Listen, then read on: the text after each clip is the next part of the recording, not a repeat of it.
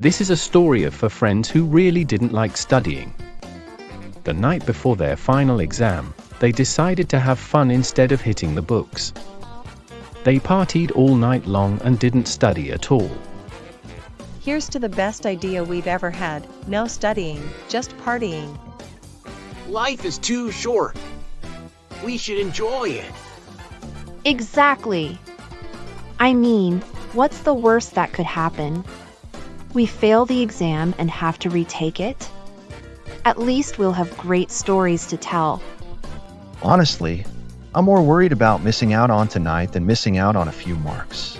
We deserve this after all those boring classes. Hey, remember when Teacher Stevens said this exam would be the toughest one yet? I guess he didn't know our plans for tonight. To living in the moment. To living in the moment.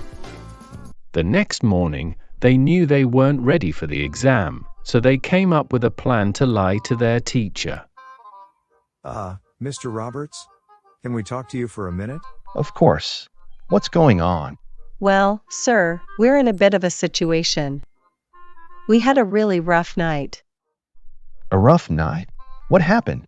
We were on our way back from a wedding last night and, well, we had a flat tire.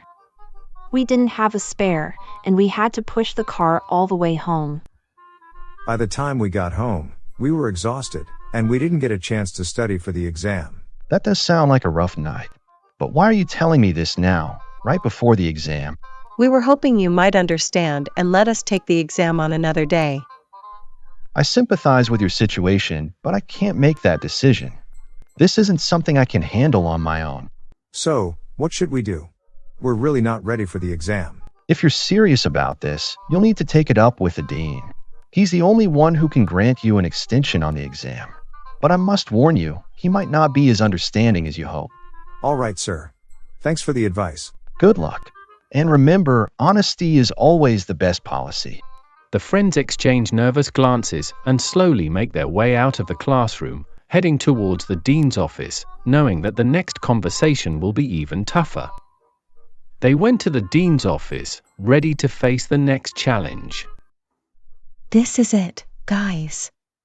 We've got to stick to our story and hope the dean buys it.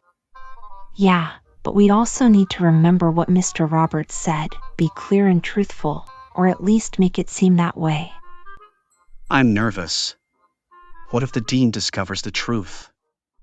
We've come this far.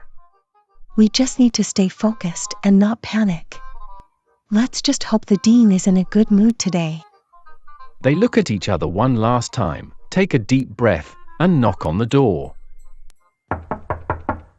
Come in. The friends walked in, looking tired and worried. Good morning, sir. Good morning. You look like you had a rough night. What brings you here?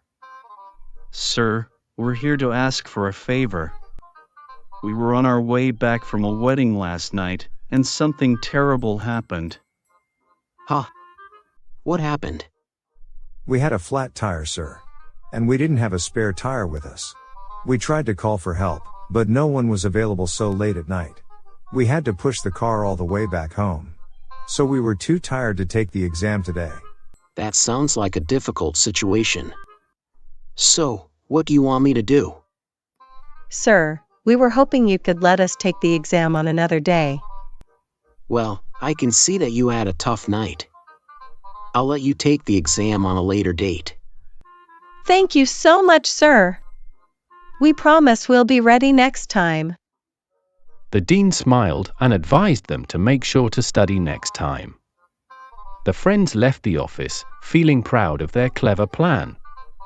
They used the extra time to study hard until they feel prepared for the exam. On the day of the exam, the friends walked into the classroom with confidence.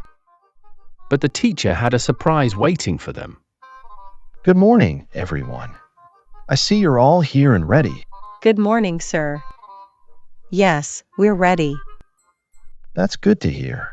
But I have to tell you, I'm going to do something a little different with your exam today. Different? What do you mean, sir? You will all take the exam in separate rooms. Separate rooms? Why? Well, let's just say I want to make sure that each of you can demonstrate your knowledge individually without any distractions, and I'll be monitoring you closely to make sure everything goes smoothly. Remember, this is your chance to prove yourselves. All right, sir. We understand. The students are led to separate rooms. As they sit down and receive their exam papers, they're shocked to find only 2 questions. 1. What is your name? 1 mark. 2. Which tire of the car burst? 99 marks. A. Front left. B. Front right. C. Rear left. D. Rear right. No way. We're in trouble. We should have just told the truth.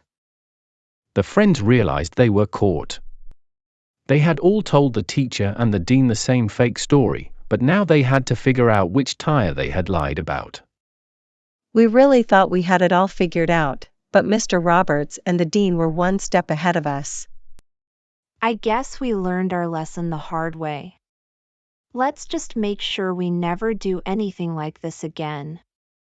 The moral of the story is, you may think you're smart, but there are always people in the world who are smarter than you.